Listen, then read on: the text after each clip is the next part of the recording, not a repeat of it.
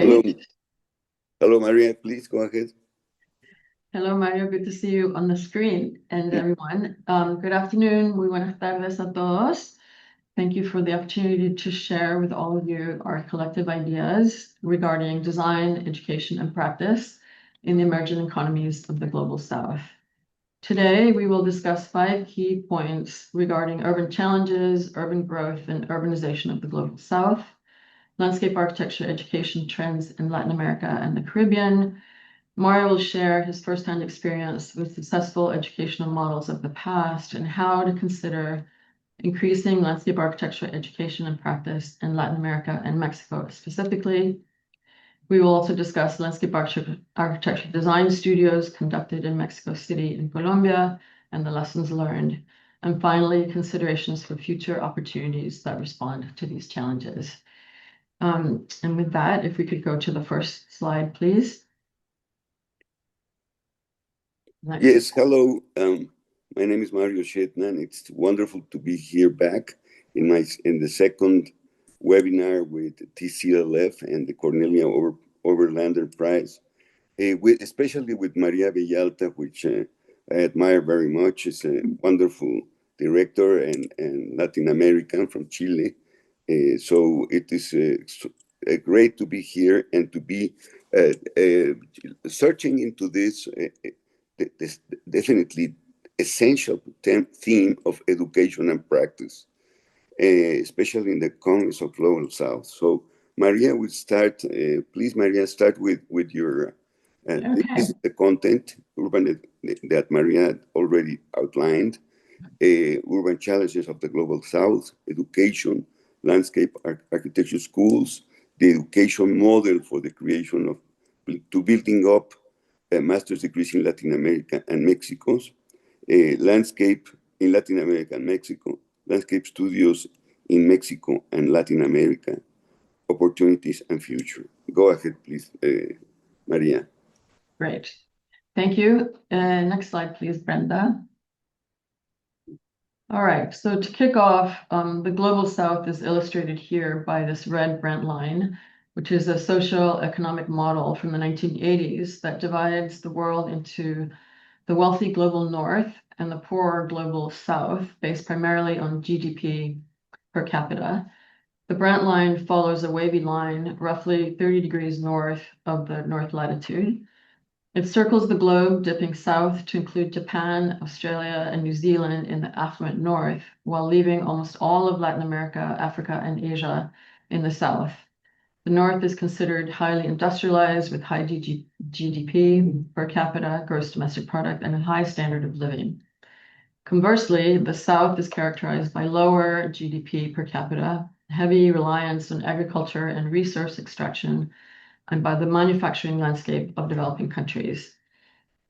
Some of this may have shifted as of late with the Middle East as the oil giants and part of India and China also elevating their global standing, blurring the line a little bit, but predominantly staying roughly the same.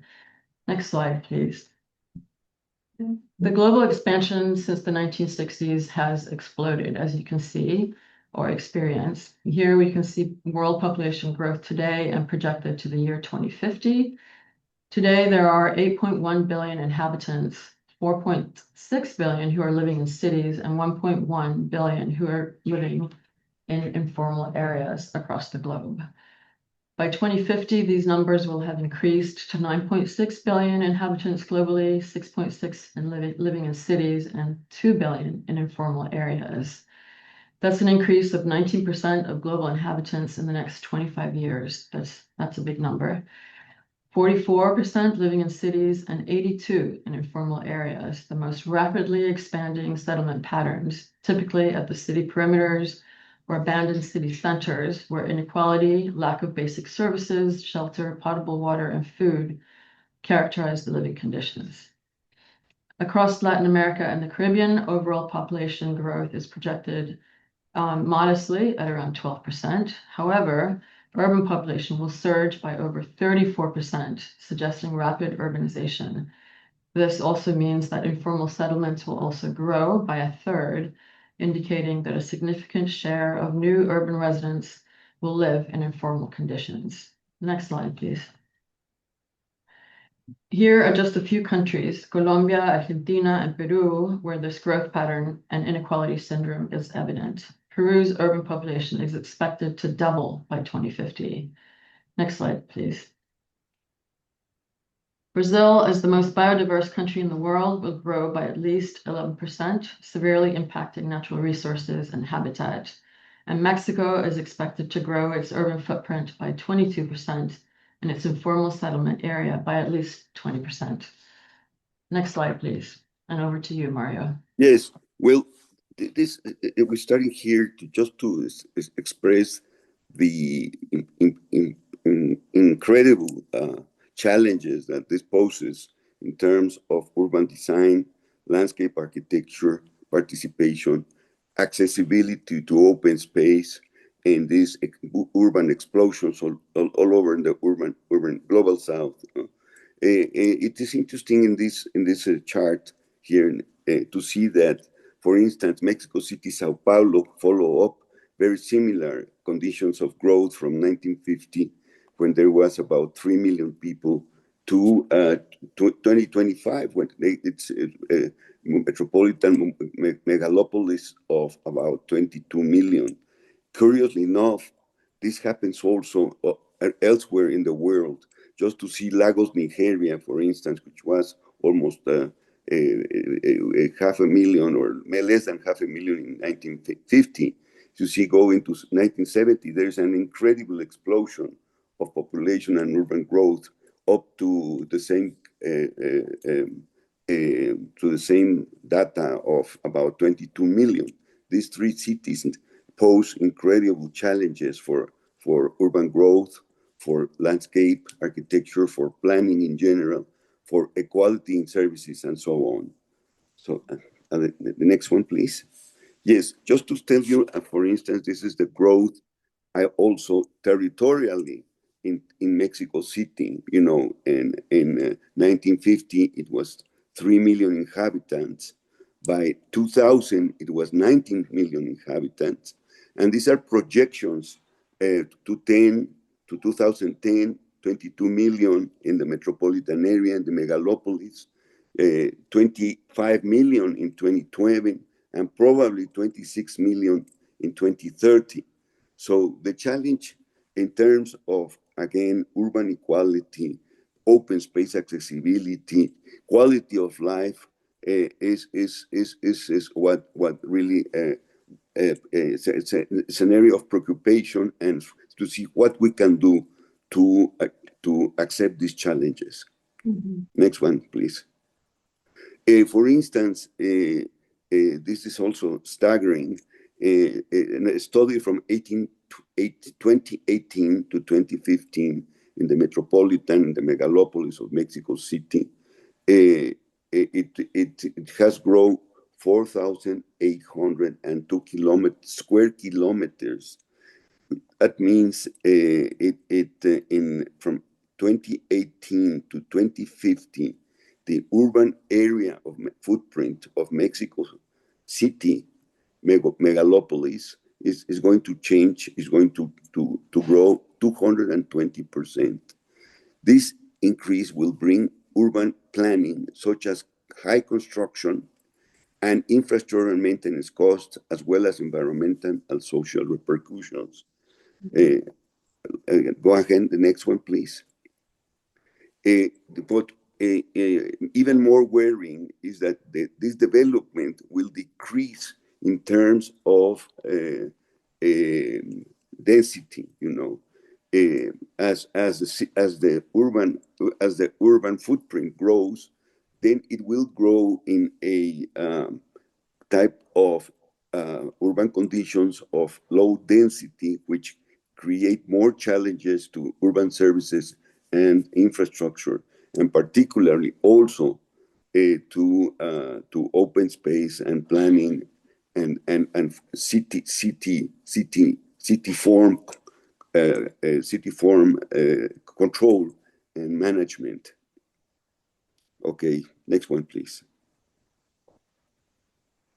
So we then go into the next chapter, of course, what are the present conditions of education, primarily in Latin America, where Maria has done extensive research, and through my personal experience of teaching and going through Latin America and other parts of the world to give lectures and so on. So please, Maria, start the second section.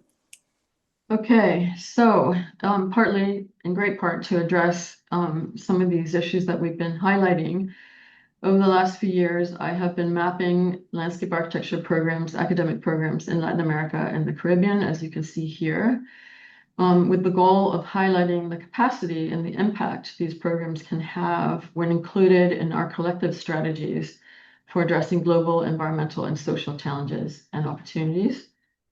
You can see here there's one doctoral program that I found in Mexico, 23 Master of Landscape Architecture programs dotted in pink, 11 bachelor programs shown in green, 3 certificates in yellow, and a handful of courses related to landscape architecture, though no official academic program as of yet, in Brazil primarily, and those are in orange. Next slide, please. What's extremely important is to consider here the geographical regions in which each program is situated and the local landscape knowledge, the cultural traditions and wisdom that these can apport to a more comprehensive view and our understanding of landscape and how to take up these urbanization dilemmas. My goal has been to make the regional capacity more visible and therefore our landscape architecture discipline more impactful, particularly as we address urbanization and the challenges that we've been highlighting. Next slide, please. Across the Americas, and when considered together, our work has the potential to be more impactful, as I've mentioned. Here's all the Americas together. And at all costs, I would say we have to avoid a colonization of education and practice. And rather, we need to work collaboratively to augment who we are, to learn together, to work together, to be stronger, and to be more effective in addressing our global habitat. Yes, because the comment is the tendency has been to have, the recent tendency has been to, when landscape Mexican or Latin American students go to take a master's degree either in Europe or United States or Canada, they tend to stay there, and then they go into American or international studios or offices, and it's then they try to get the work doing in Latin America or in the rest of the global South, and it's a kind of colonization actually. And this is what we want to avoid. We want to really grow from the roots, and then prepare students, prepare professionals, prepare teachers in the rest of the global South, in Latin America. To continue. For instance, there's another important preoccupation in all of Latin America, of course, as Maria was noting. There is a series of landscape studios now, landscape programs now, but the tendency has been to be overwhelming disparity between preparing architects and landscape architects or urban designers. You see, for instance, at the National University of Mexico, which is Mexico's most important university, the School of Architecture, the College of Architecture, has 7,500 students covering the degrees of architecture, landscape architecture, industrial design, and urban planning. It's almost 8,000 students, and only 309 belong to landscape architecture. And we're only producing 30 graduate students per year. 30 students graduate per year. That is an incredible disparity. The same thing happens, for instance, in Argentina, where the University of Buenos Aires has around 20,000 students in architecture, and the relationships are the same, around 300 students of landscape architecture, if I'm not wrong. but this enormous disparity means that urban planning, public space, environmental concerns are guided then by architects or biologists or geographers, not by landscape architects. And this is the true preoccupation for the next 25 years or so. So this is the next generation that has to be prepared and to be doing the work and being in the decisions. Next one, please. Okay, the third model is how do we prepare these students? How do we prepare these teachers, these professors, these professionals? And I was part in 1968 when I went to get my master's degree in landscape architecture at Berkeley. There was a very interesting program from the Organization of American States, or EA in Spanish, or through the Banco Interamericano de Desarrollo. It was a program together with the National University of Mexico to prepare students in the United States, in Europe, to get their master's degree, come back, and then open up together with the authorities, the local authorities at the national universities, to open up master's degree. That was a program that I participated in, that you had a scholarship. You could go up to take your degree up in the United States or in Europe, and then you had to sign that you had to come back to Mexico and teach at least for 3 years or work for the government for several years in order to pay back your scholarship. That was an extraordinary program because it really was the program planning to create master's and doctorate degrees at the National University of Mexico. In fact, as an anecdote, two of my neighbors, Mexican neighbors at Berkeley, one was in physics, and he went back. He became rector of the National University of Mexico, and another one was Mario Molina, another extraordinary scientist, and was the only Nobel Prize winner of chemistry from Mexico. That they came back to Mexico, started out programs, and then became leaders in that.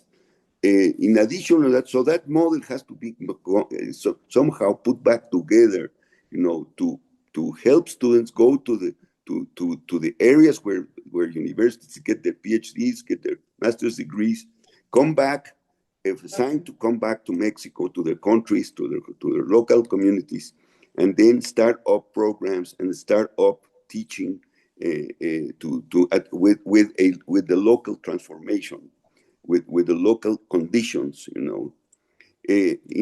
Similarly of that, we when I was teaching at Harvard in 1998 with Carl Steinitz and Peter Rowe, the dean that then at Harvard, and myself, wanted to start a program at the University of Nuevo León in Monterrey. It's a public university that wanted to do a master's degree in landscape architecture and in urban design.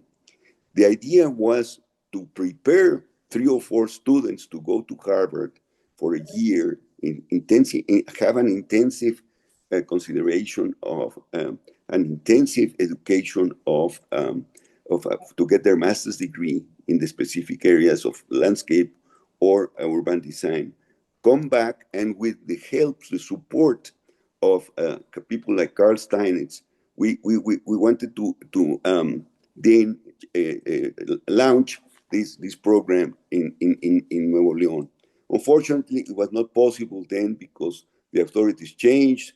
There was a kind of a schisma, a political schisma at the state university, and everything came back to the ground.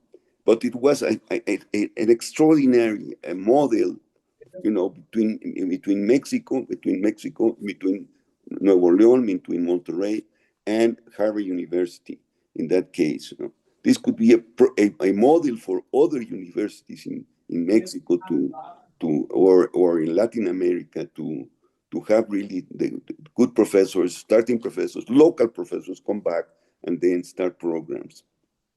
So, Maria, do you have something to comment on this subject? Yeah, I mean, I think it is an invaluable model, and clearly what's happening in our country currently with executive orders has eliminated international students pretty much outright because of their inability to get visas or funding support from our universities. So that discards a whole dialogue of international and global issues that we should be discussing across borders. So that's a pretty dicey situation that we're living. If there's a way to reinstate the programs that you participated in, Mario, that would be incredible. At our end here at NC State, we are able to welcome 3 visiting scholars per department per year. I hope somebody will hear this and take me up on it. You have to pay your own way to get here and to live here, but access to all the educational amenities are at your fingertips. And I hope that we can get some international scholars and or practitioners who are interested in that proposition. But one way or another, the conversations between us have to continue. And we're just going through a very bad moment. And that's why it's also important for us to be having this space. We appreciate it. Yeah. Well, we have to be optimistic because I think it's a transition right now, or a process of what the philosopher and poet Octavio Paz said: "Tiempo nublado, overcast weather." We're going through an overcast weather, but we have to wait for new the sun to come out. Yeah. and you have to be optimistic, basically, Yeah. because basically our professions are about optimism. We sell optimism. We don't say we're going to do a plan to fail. No. We're going to do a plan to improve. So we have to be positive in that respect. Definitely, I agree. And first and foremost, I think we have to redefine working together. There's been, I mean, the work that I'm trying to do is to really highlight, make these programs and our collaborations more visible for that purpose rather than one on top of the other. Anyway. Okay. Shall we move on? Yeah. All right. Okay. Next slide, please, Brenda. Yes. Well, what we can do, what we can really do at this moment is to increase the studios that are given in the United States or Canadian universities, to have them in Latin America, in order to have the conditions, the experience that these problems, these challenges are here, these realities. So please, Maria, explain some of your studios here. Great. So what you see here is a studio that I ran last fall, 2025, with students here at NC State, and also by taking them to Mexico City and to interact with UNAM, Universidad Nacional Autónoma de México, landscape architecture undergraduate students, and to run around the city and really understand the context of Mexico City. The project that you see delineated here is Tlatelolco. No, go back, please. No, back. Yeah. This is Tlatelolco, a city within a city. It's the site of an old Aztec market adjacent to Tenochtitlan, the Aztec Empire that was founded in 12th century and then conquered by the Spanish in 1521. And in the mid-60s, Mario Pani, who's a famous Mexican architect, was commissioned to design a utopic urban development for 70,000 people, with all the amenities, shopping, schools, theaters, etc., all included. So there you have it. And Tlatelolco also represents Aztec ruin. There's some Aztec ruins there. There's a colonial church, and there's also modern buildings from the 60s. So it's this mixture of cultural motifs, if you will, in Mexico City that the students witnessed. And then later on, there's a huge earthquake on this site that tumbles a few of the buildings, as well as a student massacre that killed over 300 students or more that were undocumented who were protesting for access to education. So these are all kind of the social and spatial parameters that the students had to understand. And then from an environmental perspective, next slide, please. Students were able to understand how Tlatelolco was built over the Texcoco Lake as part of the origins of Mexico City. And really just exposing them to huge urban dilemmas and the environmental impacts of earthquakes, subsidence, flooding, and now Tlatelolco being sort of at the outskirts of the city, on the perimeter of the interstate, where it's kind of abandoned now. And so how do we rethink the utility of Tlatelolco in an urbanizing city where there's a lack of housing, and to really expose students to real world scenarios regarding other regions of the world and cultural values of the landscape that are held there, and to inculcate visionary standards of education and practice, not just our America Great ones per se. Next slide, please. These are representative of several studios that I've conducted in Medellin, Colombia, where another set of environmental issues are present. Here you see on the upper right, the deep valley of Aburrá with slopes, 30% slopes and 6,000 meter high mountains, where the informal settlements and inhabitants are settling there on the landslide territories at very high risk, with no services, no potable water, no roof over their heads, the conditions that I mentioned earlier. Also a very biodiverse region, but hit by landslides, as I mentioned. And really, in this case, to expose students to these inequality issues, to engage the students with local communities so that they can hear firsthand their needs, their hopes and dreams, and so that we can engage students in understanding a different set of spatial and social parameters, and add those to their toolboxes as they confront global challenges as part of landscape architecture and the emerging professionals of our discipline. So students love going to these places. They come back pretty changed. I know that international studios and study abroad have always been a hit, but in this case, we're really hitting the ground hard. And I hope that they are changing the way that we are collaborating and envisioning the future. Okay, back to you, Mario. Yes.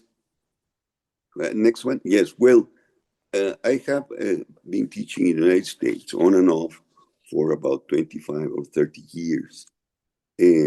My first studio at Harvard was in 1994. This was in Ecatepec de Albarradón, which means the dike that Aztecs built around Mexico City in order to contain waters so it wouldn't flood. So there's that dike still exists, of course, without water now.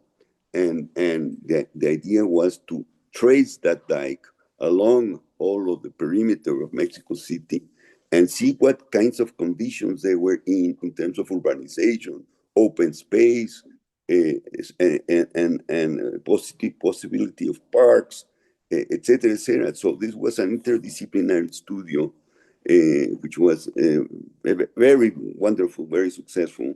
In fact, some of my students there, it was an extraordinary class. For instance, Jose Castillo today is the director of architecture of Cornell University, and then also Francisco Javier Rodriguez, which is also there in this photograph, is the director right now of architecture at the University of Illinois.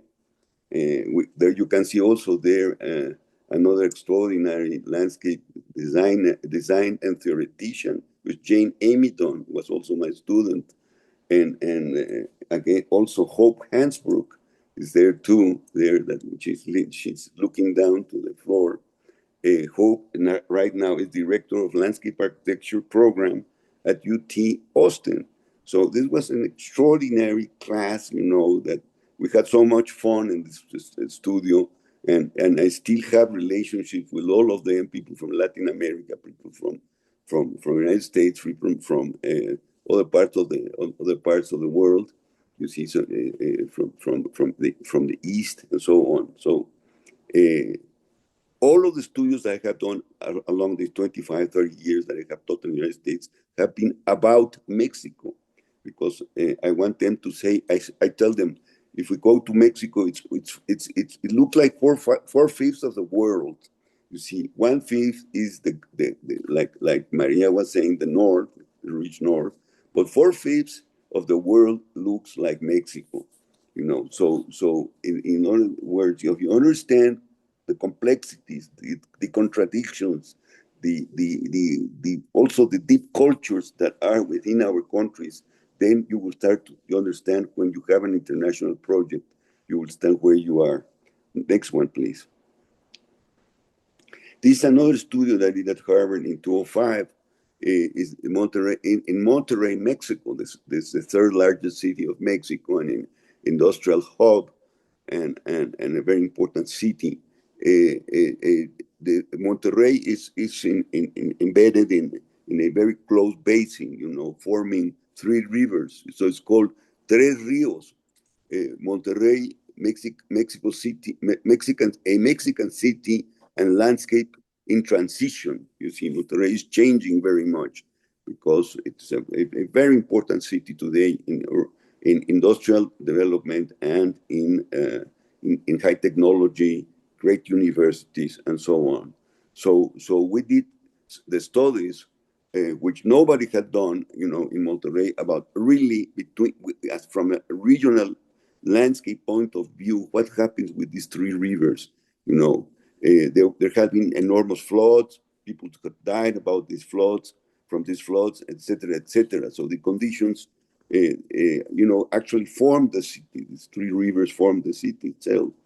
So we had our students, again, interdisciplinary studio, and people were separated in 3 groups. This was a studio of about 20 people, with also in coordination with urban design department at Harvard, and it was a very successful studio. It was partly supported by the state of Nuevo León again, and it was a really also an extraordinary studio about the possibilities of working with the river or next to the river, or how to really how to really analyze these 3 rivers within the city. Next one, please. This is a more recent studio, 2022, in at University of Virginia, where we analyze the 3rd section of Chapultepec Park. You see, the 3rd section of Chapultepec Park is a natural section, and it is a very important basin that comes down to the city. So we work again here with the interdisciplinary studio, and you can see the studio with William Shrivers we did that as a co-studio. We have done also studios at Berkeley. We have done studios at University of Texas at Austin. We have done studios at Penn State and University of Pennsylvania, etc., etc. So all of these studios have been in it. When I was a director of landscape architecture at the University of Arizona for 2 years of landscape architecture there, the graduate program, we did studios along the border of Arizona, Mexico, Baja California, and Arizona, Baja California and California, etc., looking at the rivers of Tijuana, going into San Diego, etc. So all these studios have been extraordinarily interesting for students, for teachers, and for myself along my history. Okay, so Yeah. You want to comment on something also, Maria?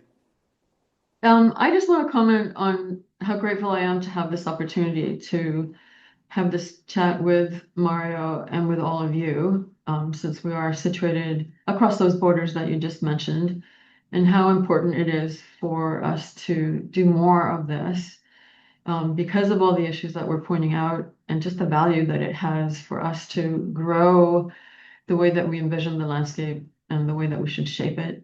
It's not one size fits all by any means. And so I'm just really very excited to be here. That's what I wanted to say. Wonderful. Yes. Well, next one, please. The last theme, number 5, opportunities and future. Again, I see this as an opportunity, as I see future as a future that we can participate, that we can work with it, that we don't have to let ourselves depress. On the contrary, like I say, basically our professions of design are professions of optimism, and optimism is for the courageous, you see. So for instance, this going back to the challenges of Mexico City, if we continue the way we are in terms of urban footprint that we already talked about, and if we don't do anything, the area per capita, per person, per inhabitant, right now, in 2018, it was 7 meters per square inhabitant, 7 square meters per inhabitant. Normally, the World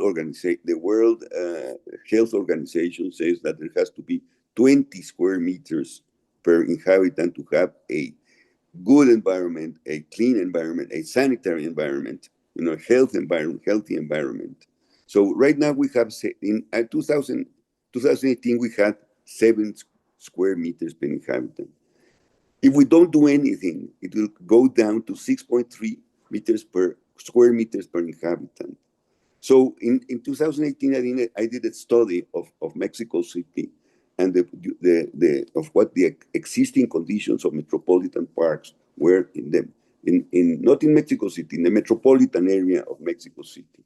You see the black line which goes there is Mexico City, but actually the expansion has gone up to the state of Mexico, which is north and east and west. Okay, next one, please. So these are the existing parks that were in operation in 2018 in Mexico City. So again, this is what is 7 square meters per inhabitant. Now, this is what we propose in a study that we did in our office. I'm sorry. Where to locate future parks, to do another 16 or 20 parks in the next 20 years, to have more than 20,000 hectares in order to keep the level of conditions of open space accessibility in the metropolitan, in the megalopolis. We could plant 2 million trees in those 16 parks, and of these 20,000 hectares, you see. So in light blue are the existing parks, in dark green are the proposed parks. So this is a condition.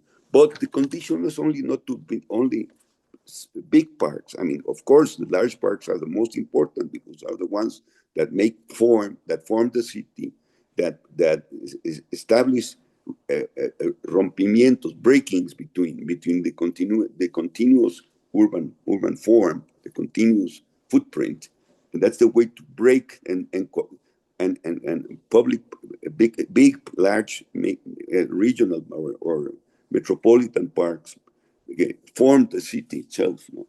And then the other condition of Mexico City, which has been traditional, is to have small, this is the next slide, please.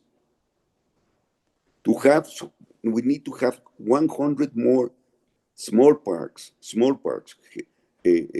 Mexico City has small parks because it comes all the way back to the colonial times of Mexico, where there were these small towns with their little Alameda. What we call the Alameda is the main park, the small park that had the church, that had the commerce, that had a retail, that had the local authorities, So we have to expand this at the local level. We have to do 100 urban parks between, it was 19 and 2030. Now we have to extend that. We can only build, yes, there have been a few parks done, but in both cases, at the regional level, we have done some parks of that. And from the study of 2018, and we have done some small parks, and other people in Mexico City have done some of those parks, but we need to increase that by these 100 small parks. And by small parks, I mean 2 hectares, 3 hectares, or even less than that. Next one, please. So, well, this is what we wanted to show you, to have this conversation with Maria, this opportunity. And I want to finish with this. I think that the Oberlander Prize for me has had the value of really the value of the TCLF to have had the great courage to nominate a Latin American person like me, because it's giving visibility to our work, it's giving visibility and consideration to what we're doing in the rest of the world. So I thank very much the Oberlander Prize and the TCLF and Charles Beerbaum and the rest of the team and the juries. So thank you very, very much.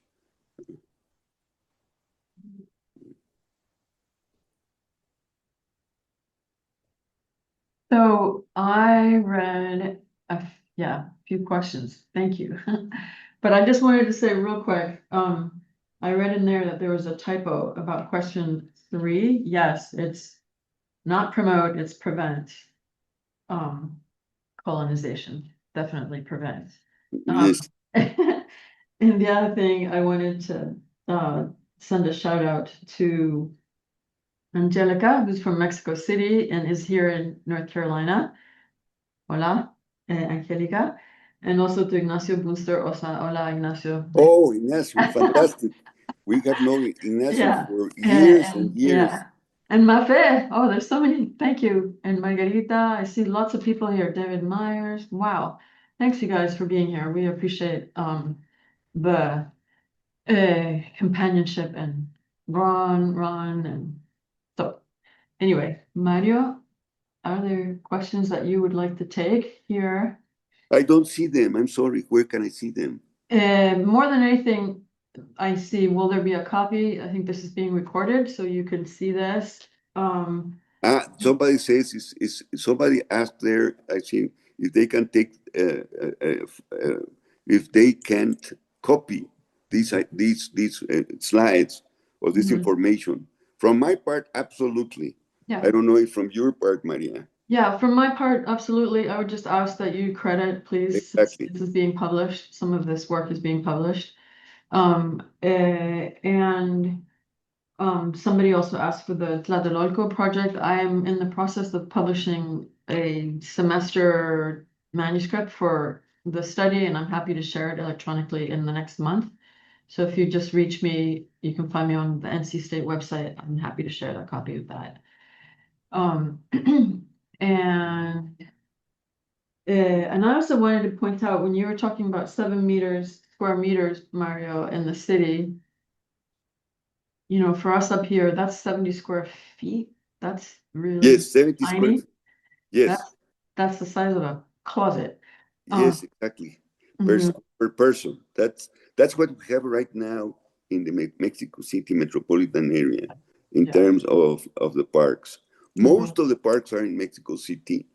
Very few of the parks are in the new areas into the recent development, which of course is outside of Mexico City. The metropolitan area of Mexico City now completely has expanded north of the city, and that's where the real problems are in terms of infrastructure facilities, education, entertainment, and most of all, open space. Yes. And what else? I'm headed to Rio de Janeiro next Saturday. I've never been there before. I'm going to join the IFLA Americas conference. I'm the chair of education and academic affairs. But really, I'm going with my eyes wide open to learn about the landscape there and to visit some Burle Marx sites, which I'm very excited to see. See, there's so much to learn between us that The sitio Burle Marx is extraordinary. yeah. You have to go. Mhm. And the Museum of Modern Art with the park there is extraordinary too. Well, But that's an open invitation if anybody would like to join. Please write to me or look in my LinkedIn or my Instagram. All those links are there so that you can understand how to register if you can get there. And thank you. with some cultural influence designs, we see some questions there, but they go too fast, unfortunately. Yeah. It says, what were some culturally influenced design challenges that were difficult to overcome, if any, of course? Well, the big cultural challenges are for students to grasp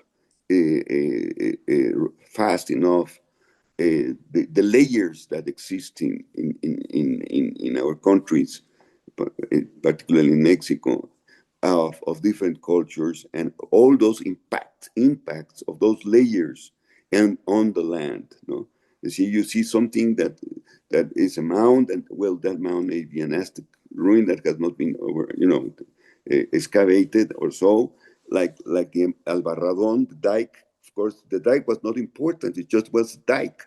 But the dike created the form of the city, and protected the city itself. The Spaniards then forgot about that dike, and the city inundated and flooded for 3 or 4 years in the 17th century. So these kinds of things are the important elements of how do you culturally go about layering, peeling the layer. It's like peeling an onion, no? And those layers of the onion, tell you stories, tell you things, tell you many ideas and many errors through life, through the life of the city. Of course, the condition of the city then was because it flooded, and of course we were where the idea of the city, the idea of the Spaniards was to really to desiccate the city, to desiccate the lakes. And it happened, it just took 350 years to desiccate the lakes. And it was one of the most environmental stupidities of the history of an urban area like Mexico City. No? So this has impacted all through the different areas of the city where you are located. If you're located in the former lakes, and if you're located in the transitional area, if you're located in the high mountains, etc. It's very important to culturally understand that and to value, for instance, just a simple dike that persists there, and it has just nobody would now pay attention. Of course, it was not an important a ruin like a pyramid or a religious site, but it was an engineering element that conditioned the city. Yeah. I just wanted to answer one quick question. There's a question about where in Mexico there are landscape architecture programs. I have all the data. I'm not looking at the slide right now, sorry, but because basically in the big cities of Mexico City, Guadalajara, Monterrey, Mérida, Guanajuato. Guanajuato, and Mexicali, Sí. California. But if you write to me, I'm going to put my email address, and if folks want to reach me, I'm happy to share the data that I have at North Carolina. And the other question that I saw in there was about becas, scholarships.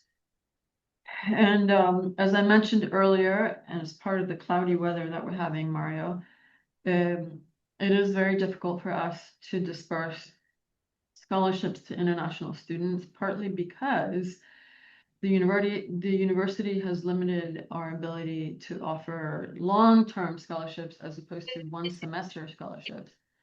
And then if you come, what happens the next semester? But either way, please write to me if you're interested. We can always try to connect you with more resources, and there is a handful of scholarships every year.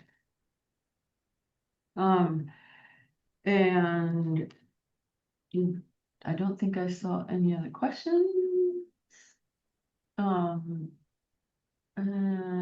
We will definitely keep the conversation going. They're asking us to continue more. Yeah. Any other thoughts? Yes. I think we're good. Well, thank you both so much. As we said, this recording will be available for 3 months on Victor Stanley's on-demand education site, and then it'll be available without CEUs on our YouTube channel. Please feel free to send Maria any comments, questions. Feel free to send them to me as well, aileen@tclf.org. Thank you so much, Mario and Maria, for sharing your infinite wisdom today, and thanks so much, Victor Stanley, for hosting us. Thanks, everybody. Thank you very much. Thank you very much again. Yes. Thank you, Aileen. Thank you, Thank Victor you, Stanley, Sarah, Thank you. and thank you, Mario. Thank you to Victor Stanley. Thank you to Maria. And an embrace, un abrazo. Yeah, we have to do more. Let's do more. Yes. Great. Okay, look at all the hearts. I love it. All right. Tell us when